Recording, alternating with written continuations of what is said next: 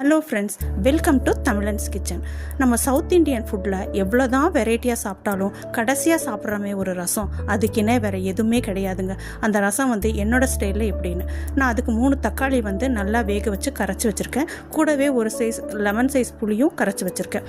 ஒரு மிக்சி ஜாரில் 1 ஸ்பூன் சீரகம், 1/2 ஸ்பூன் மிளகு, ஒரு 6-7 பல் பூண்டு, ஒரு சின்ன துண்டு இஞ்சி, கருவேப்பிலை குச்சி, அப்புறம் ஒரு துண்டு மல்லி, இதெல்லாம் போட்டு மிக்சியில் ஒரு சுற்றணும். ரொம்ப நைஸாக அரைக்கக்கூடாது.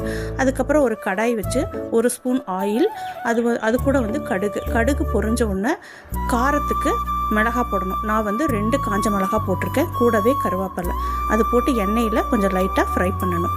இதுக்கப்புறம் நம்ம மஞ்சத்தூள் போட்டுட்டு அதை நம்ம அரைச்சி வச்ச மசாலாவை அது கூட ஆட் பண்ணணும். இதை போட்டு நல்லா எண்ணெயில் ஃப்ரை பண்ணணும். இந்த மாதிரி பொரியும் போதே வீட்டுக்குள்ளே ரசம் ஸ்மெல் அவ்வளோ நல்லா வரும்.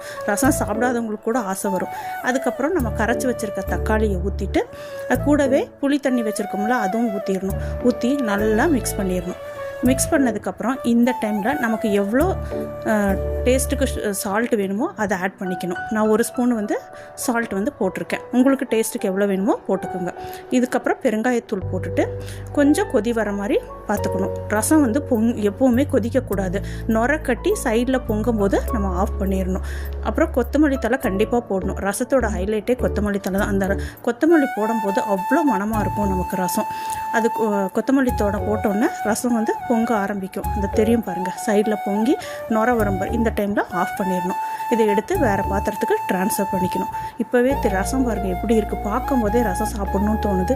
இந்த மாதிரி ரசம் பண்ணி கொடுங்க, உங்கள் வீட்டில் எல்லாருமே சாப்பிடுவாங்க. தேங்க்யூ.